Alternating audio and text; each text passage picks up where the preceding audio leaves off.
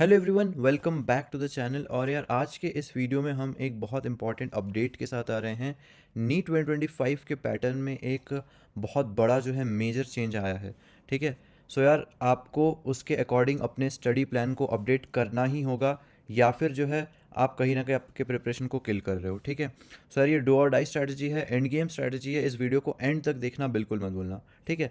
सो अभी एनटीए ने just recently एक नोटिस रिलीज़ किया जिसमें उन्होंने ये क्लियरली साफ साफ कह दिया कि जो पेपर का पैटर्न है वो प्री कोविड फॉर्मेट में रिवर्ट बैक करने वाला है।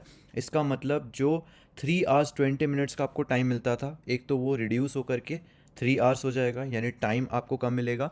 दूसरा, जो आपको 200 क्वेश्चंस होते थे, जिसमें आपको एक सेक्शन बी हुआ करता था जहाँ पे आउट ऑफ 15 क्वेश्चंस आपको सिर्फ 10 क्वेश्चंस अटेम्प्ट करने होते थे, वो पार्ट पूरा रिमूव हो रहा है। यानी कि अब फिजिक्स में 45 क्वेश्चंस, केमिस्ट्री में 45 क्वेश्चंस एंड बायो में 90 क्वेश्चंस, 45 जूलॉजी, 45 बॉटनी। सारे क्वेश्चंस कंपलसरी, यानी आपको सारे क्वेश्चंस करने हैं। कोई भी क्वेश्चन अब चॉइस क्वेश्चन आपके लिए नहीं है। ठीक है।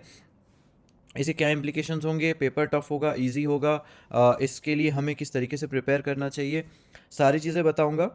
एंड क्या उसका सॉल्यूशन है वो भी बताऊंगा। सो यार देखो, रीज़न यार डिटेल में बताऊंगा, लेकिन बेसिकली आप ऐसा मान के चल सकते हो, एनटी ने भी ये चीज़ नोटिस किया कि अगर 50 स्टूडेंट्स के से भी ज़्यादा लोगों के अगर फुल मार्क्स आ रहे हैं, इसका मतलब पेपर पैटर्न कहीं ना कहीं उन्होंने बहुत ज़्यादा इजी बना दिया है, टाइम उन्होंने बहुत ज़्यादा दे दिया है, एंड पेपर की डिफ़िकल्टी भी उन्होंने बहुत ईजी बना दी है। ठीक है। तो उन्होंने एक चीज़ ऑब्वियसली ये चीज़ नोटिस किया होगा कि क्योंकि अब स्टूडेंट्स के पास ऑप्शंस हैं, तो अब जो क्वेश्चन उनको मान लो पहले नहीं आता था, वो क्वेश्चन अब वो लीव करके जो क्वेश्चन उनको आता है वो अटेम्प्ट कर रहे हैं, एंड उनके क्वेश्चन की सही होने की प्रोबेबिलिटी ऑब्वियसली बढ़ जाती है। क्योंकि ये यहाँ पे मल्टीपल चॉइस क्वेश्चन है, ये बोर्ड जैसा नहीं है कि यार यहाँ पे आप चॉइस दे रहे हो। तो यहाँ पे आप जब एक एमसीक्यू फॉर्मेट पेपर में आप जब चॉइस वाला ऑप्शन देते हो, तो कहीं ना कहीं आप उस पेपर को काफ़ी हद तक एक फोल्ड, काफ़ी फोल्ड आप उसको जो है ईजी बना रहे हो। ठीक है।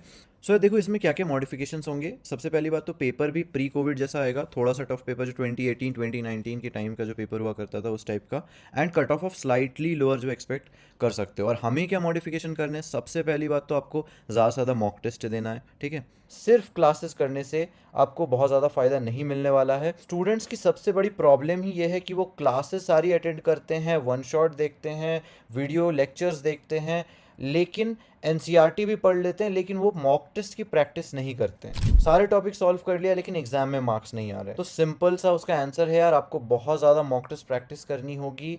और यार, जो भी कॉन्सेप्ट्स आप उसको सीख रहे हो ना, आपको उसको रियल लाइफ में अप्लाई करने आना होगा। एग्जाम में आपको उसको अप्लाई करना आना चाहिए। वो आप सीखोगे question practice, mock test practice. और यार, प्रैक्टिस के लिए जो बेस्ट प्लेटफॉर्म है वो यहाँ पे नीट के लिए टेक्स्ट बुक है। इनके टेस्ट सीरीज में आपको 192 प्लस से भी ज़्यादा टेस्ट जो है यहाँ पे मिलेंगे। टेस्ट सीरीज है with 44 plus previous year papers के साथ, जो कि मार्केट में किसी भी अभी के टेस्ट सीरीज में अवेलेबल नहीं है। और सबसे बड़ी बात, इनके टेस्ट का जो इंटरफेस है, जो मैं अभी यहाँ पे डिस्प्ले भी कर रहा हूँ, बहुत अमेजिंग है।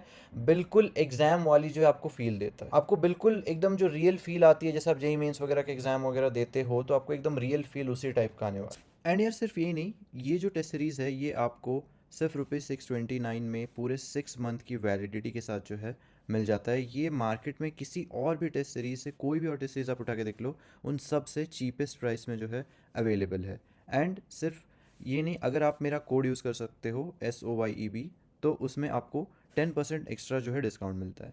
सो यार, सारी लिंक्स मैं नीचे डिस्क्रिप्शन पर डाल दूंगा, चेकआउट करना मत भूलना। सर अब मैं आता हूँ सेकेंड सॉल्यूशन पे, कि पहला सॉल्यूशन ऑब्वियसली मॉक टेस्ट वाला हो गया। दूसरा सॉल्यूशन, प्लान में कोई मेजर चेंज नहीं करना है। ठीक है। फोकस आपको ज़्यादा कंसेप्चुअल चीज़ों पे देना है। और यहाँ पे मोस्ट इंपॉर्टेंट, कोई भी एरिया आप वीक नहीं रख सकते, कोई भी चैप्टर आप वीक नहीं रख सकते। ठीक है। क्योंकि यार देखो, जब पेपर प्री कोविड जैसा आएगा, जब पेपर थोड़ा सा टफ होगा, जब पेपर में हर एक क्वेश्चन कंपलसरी है, इसका मतलब क्या कि अगर आपने एक भी चैप्टर लीव किया हुआ है, उसमें से एक भी क्वेश्चन अगर उठ के आ रहा है, वो अगर आप अटेम्प्ट नहीं कर पा रहे हो, कोई और स्टूडेंट उसको अटेम्प्ट कर लेगा, देन वो आपसे रैंकिंग में आगे चला जाएगा। ठीक है। कट ऑफ लोअर जाएगा, पेपर थोड़ा टफ होगा। जब कंसेप्चुअल पेपर आएगा तो एनसीईआरटी के अंदर भी आपको अंडरस्टैंडिंग जब होगी, तभी आप जो है पेपर को अटेम्प्ट कर पाओगे। तो थोड़ा कंसेप्चुअल क्वेश्चंस पे ज़्यादा फोकस करो। एंड मोस्ट इंपॉर्टेंटली, कोई भी चैप्टर, कोई भी एरिया को वीक नहीं छोड़ना है, मिस नहीं करना है। ठीक है। तो ये हमारा मेजर जो है चेंज होने वाला है। इससे पहले आप क्या कर सकते थे, हाई यील्ड टॉपिक्स को बहुत स्ट्रॉन्ग कर लिया, बाकी टॉपिक्स को इतना ध्यान नहीं दिया है, तो भी आपका जो है काम चल जाता कि यार थोड़ा बहुत अगर एक दो चैप्टर मेरे वीक है कोई बात नहीं, सेक्शन बी में उसमें से क्वेश्चन आया उसको हम लोग छोड़ देंगे, बट अब ऐसा बिल्कुल भी नहीं कर सकते, ठीक है। सो यार मैं थोड़ा सब्जेक्ट वाइज बताता हूँ, सब्जेक्ट वाइज हमारा क्या क्या फोकस रहेगा, क्या क्या हमें चेंजेस करने हैं। तो यार सिंपल है, पहली बात एक जनरलाइज पॉइंट कि यार पैनिक मत हो आप, क्योंकि देखो ये जो पेपर पैटर्न में चेंज है ये सबके लिए एप्लीकेबल है, चाहे वो स्टूडेंट किसी भी लेवल ऑफ प्रिपरेशन पे हो। और सबको पता है कि अगर पेपर टफ आने वाला है तो कुछ क्वेश्चन ऐसे होंगे जो थोड़े टफ होंगे, तो अगर आपसे वो क्वेश्चन नहीं बन रहे कोई दिक्कत नहीं, वो किसी से नहीं बनेंगे। इन जनरल ही पेपर का जो मार्क्स होगा किसी के लिए भी कम हो जाएगा, एंड जब पेपर इसका अपोजिट जब होता है तब उल्टा ज़्यादा दिक्कत होती है, क्योंकि अगर आप उस पॉइंट ऑफ टाइम पे 655 पे हो, कोई स्टूडेंट अगर 656 पे है, 657 पे है, तो उस स्टूडेंट को जो है रैंक में बहुत ज़्यादा डिफरेंस आता है, ठीक है। तो वो कहीं ना कहीं ख़राब ही है, पेपर थोड़ा टफ ही आना चाहिए। सो पैनिक मत करो, ये एक बहुत अच्छी चीज़ हो रही है, अगर हो भी रही है तो आपको उसके अकॉर्डिंग बस अपने प्रिपरेशन में थोड़ा सा चेंज करना होता है, ठीक है। जैसे हमारे टाइम पे भी पेपर पैटर्न में एक मेजर ड्रास्टिक चेंज हुआ था, हमारे टाइम पे एम्स का जो एग्ज़ाम होता था वो कैंसिल हो गया था। सो एम्स का जो सेपरेट पेपर जब कैंसिल हुआ तो हमें अपने प्रिपरेशन को थोड़ा सा चेंज करना पड़ा कि यार अब हमारा जो पेपर है वो नीट है, एंड हमें जो पढ़ाई करनी है वो नीट के लेवल पे पढ़नी है। अब हमें एम्स के लेवल पे असर्शन रीजन क्वेश्चन नहीं करनी, क्योंकि उस टाइम पे असर्शन रीजन क्वेश्चंस नीट में नहीं आते थे, ठीक है। अब जो है नीट के अंदर भी असर्शन रीजन क्वेश्चंस आते हैं, स्टेटमेंट वाले बहुत सारे क्वेश्चंस आते हैं, तो हमें उस टाइम पे अपने प्रिपरेशन को मॉडिफाई करना पड़ा, एग्जाम ओरिएंटेड तरीके से पढ़ना पड़ा। इस पॉइंट ऑफ टाइम पे आपको भी क्या करना है, 2019 2018 एक और चीज़ आप और ऐड कर लो, PYQs आप पहले अभी के स्टूडेंट्स मोस्टली 2024 2023 22 21 20 तक कर रहे थे, अब मैं कहूँगा 19 18 17 16 का पेपर भी ढंग से आपको करना है, ठीक है। यानी कि मैं तो कह रहा हूँ बेस्ट के सिनेरियो आप मान के चलो, लास्ट 10 ईयर्स के भी प्रीवियस ईयर क्वेश्चंस आप जो है कर लो, ठीक है। तो ये आपका सॉल्यूशन नंबर 2 हो गया, ठीक है। सॉल्यूशन नंबर 2 क्या क्या हो गया, पैनिक नहीं करना है, प्रीवियस ईयर क्वेश्चंस को एक बार देखते रहना है, एंड थोड़ा सा जो है अपने प्रिपरेशन गियर को थोड़ा सा बस शिफ्ट करना है इसमें, ठीक है। फिजिक्स में एकदम सब्जेक्ट वाइज बता रहा हूँ, सॉल्यूशन थर्ड बिल्कुल सब्जेक्ट वाइज बताऊंगा। फिजिक्स में थोड़ा सा बिट मोर फोकस करना चालू करो एनसीईआरटी पे, क्यों, क्योंकि यार देखो फिजिक्स के जो नॉर्मल क्वेश्चंस है जो आपके कोचिंग ने आपको कवर कर रखा है, जो उसमें कंसेप्चुअल क्वेश्चंस है वो आप सॉल्व कर ले जाओगे, जो न्यूमेरिकल पार्ट है वो आप सॉल्व कर ले जाओगे।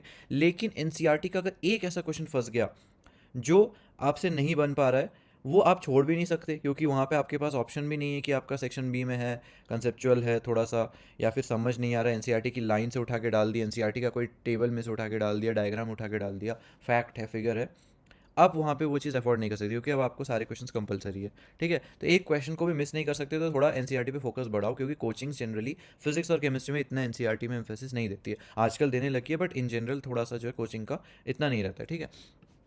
केमिस्ट्री में सेम स्ट्रैटेजी, बस वीक एरियाज नहीं छोड़ने हैं, क्योंकि वीक एरिया अगर आप अभी छोड़ रहे हो, आपके पास वो एक क्वेश्चन नहीं है कि हाँ सेक्शन बी में अगर वो आया तो मैं उसको छोड़ के भी मेरा जो है काम चल जाएगा, तो आपके पास वो सेफ्टी नेट जो है जा चुका है। सो इसलिए आपको कोई वीक एरिया नहीं छोड़ना है, बायो में भी सेम स्ट्रैटेजी, कोई वीक एरिया नहीं छोड़ना है। मैं तो कह रहा हूँ अगर कोई चैप्टर है उसको मिस किसी भी हाल में मत करो, अगर आपके बाकी जो चैप्टर्स हैं वो बहुत ज़्यादा स्ट्रॉन्ग नहीं है बट ठीक लेवल पे हैं, तो भी आप जो है दूसरे चैप्टर को मिस मत करो। आपको ऐसा पहले हम क्या करते थे, मैं खुद मैंने आपको पहले ही एडवाइस कर रखा है कि हाई चैप्टर्स आपके बहुत स्ट्रॉन्ग होने चाहिए, बाकी चैप्टर आपके वीक हैं तो भी कोई दिक्कत नहीं है, जितना हो सकता है उसको कर लो। बट अब ऐसा नहीं है यार, अगर कोई चैप्टर वीक है ना उसको भी थोड़ा कर लो, एटलीस्ट इतने लेवल पे कर लो कि अगर उसमें से कोई क्वेश्चन आ जाए तो आप जो है उसको सॉल्व कर पाओ, ठीक है।